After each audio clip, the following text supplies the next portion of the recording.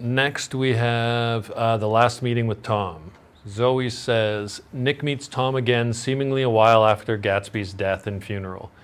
They shake hands and it feels awkward as they both have opinions and thoughts of each other, which has put distance between them more so than there was before.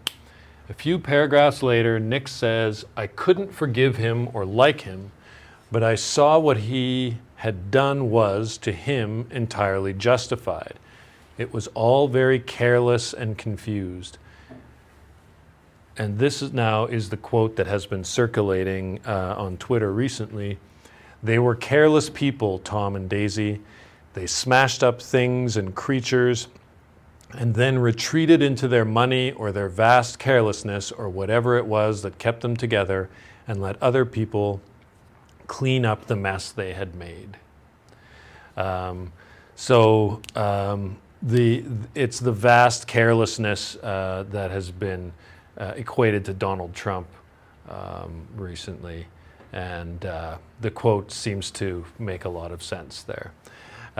So I really enjoy when current events and 100-year-old literature line up conveniently for my classes.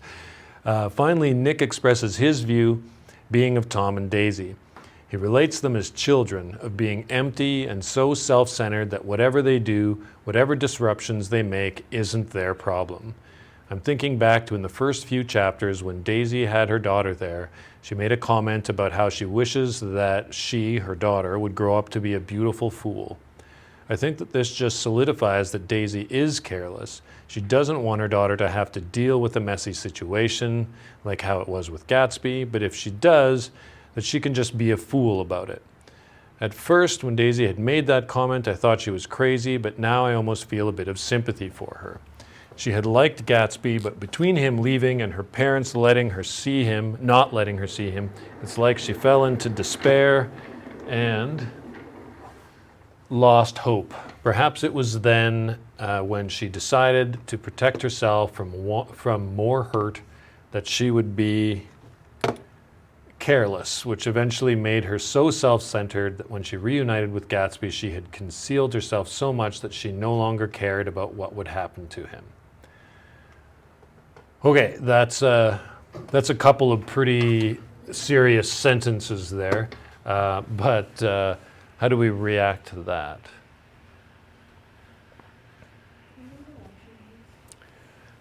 Well, that's not what I was hoping for, T-Bone, but yeah, of course, go ahead. Any other reactions to that?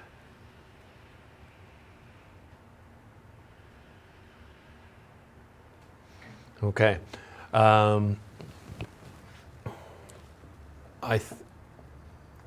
There's something that I'm still hoping comes up here.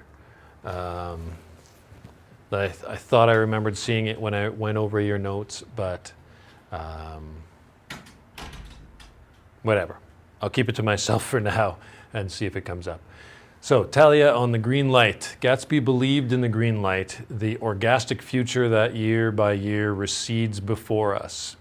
That's, you keep running towards it and it keeps moving away from you.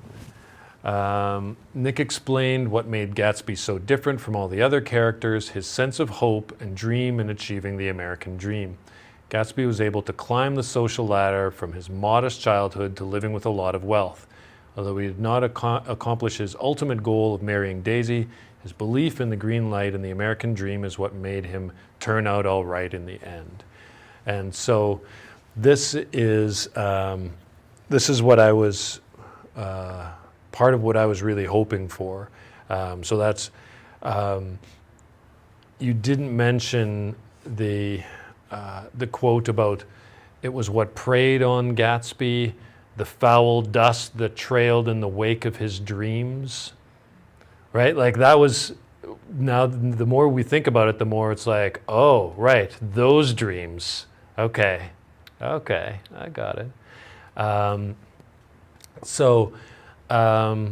The foul dust that trailed in the wake of his dreams makes us think of the Valley of Ashes, right? And so it's not the upper class who are keeping him from being successful.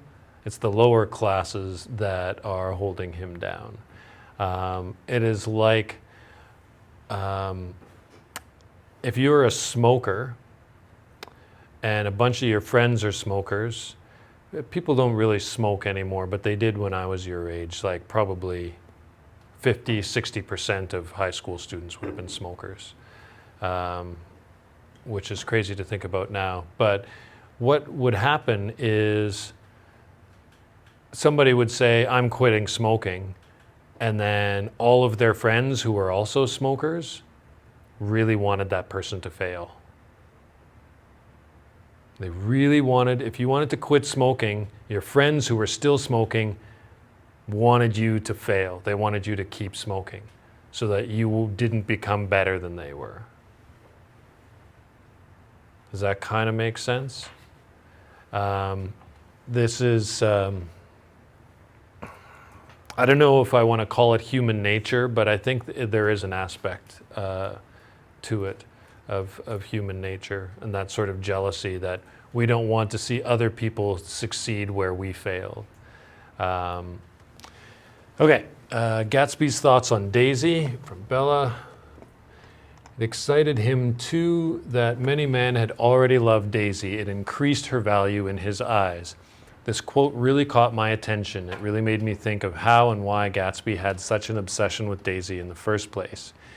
Yes, it's mainly money and the riches she has. Maybe it's even the fact that she almost induces a self-competitive side of Gatsby.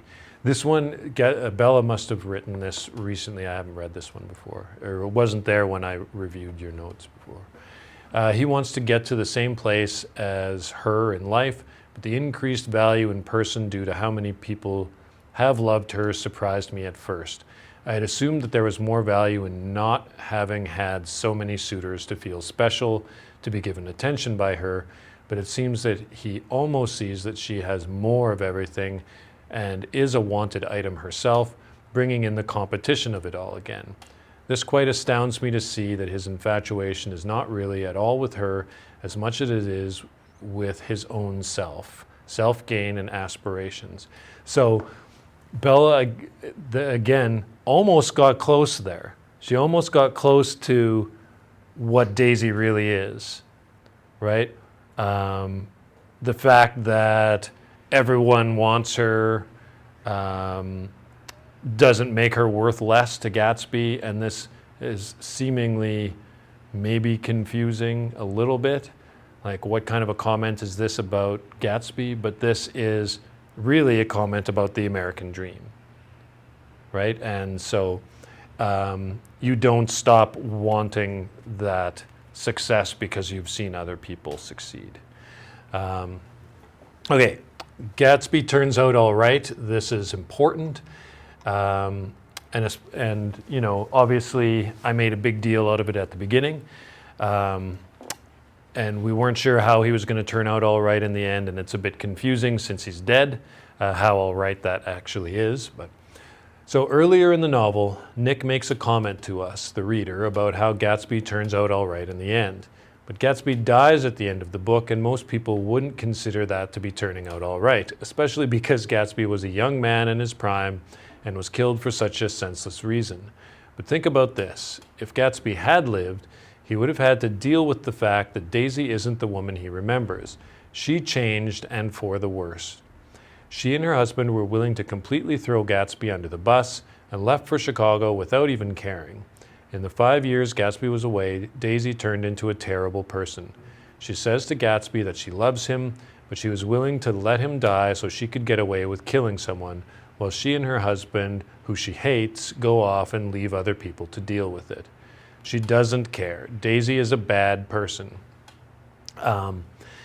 As a person, she's bad. As a impersonal dream, of course she doesn't care. She's almost not a person. It wouldn't make sense if she cared. Gatsby couldn't accept it. He was loving the person she was when they first met, not the person she was 5 years later. If Gatsby had lived, he would have had to realize that, and it might have destroyed him. But he dies quickly in his pool, probably not even realizing what was happening, and then he's dead and doesn't have to worry about anything anymore. Gatsby turned out all right because he died, and if he had lived, Nick might have said something very different. So this is a good point. Gatsby almost had to die when you think about it that way. There wasn't really any other way for him to turn out all right. And the fact that he dies in taking the fall for the super rich, old money, privileged person is not accidental either, and it didn't even have to be Daisy. But symbolically, that is what makes sense. He is killed because the super rich can have other people be responsible for their failings, right? And that's part of the sort of comment, I think, of the whole novel. Nick compliments Gatsby. This is a good observation from Jay Hools here. "They're a rotten crowd," I shouted across the lawn. "You're worth the whole damn bunch put together." This quote is what Nick says to Gatsby when he sees him for the last time before getting killed. There's some pronoun antecedent confusion there, but we know what he means. This scene was a bittersweet moment. Bitter because Nick had absolutely no idea that this was the last time he would get to talk to his friend and the man he looked up to. Sweet because I think their friendship deepened through this wholesome compliment. This quote is really important to Nick, as it was the only compliment he ever gave Gatsby throughout the story. But Gatsby's reaction, it is safe to assume that this compliment assured Nick that their friendship was not one-sided and shows how Gatsby appreciates Nick. Okay, that was a tough one to read. Through this quote, we could clearly see some character development from Nick. In the beginning of the book, I recall Nick saying, "In consequence, I'm inclined to reserve all judgments."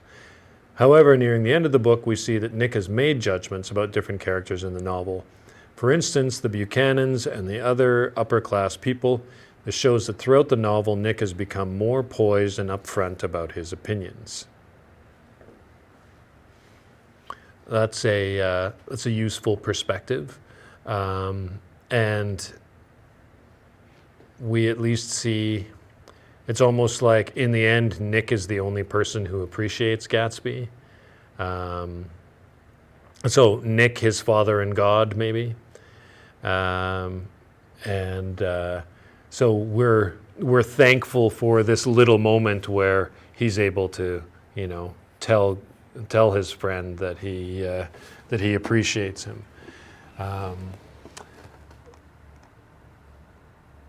Oh, we got a few more here.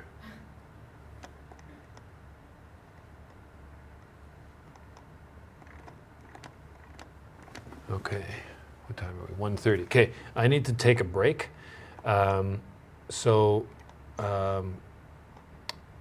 We'll read this one after. I need to stop talking for a while before my voice gives out.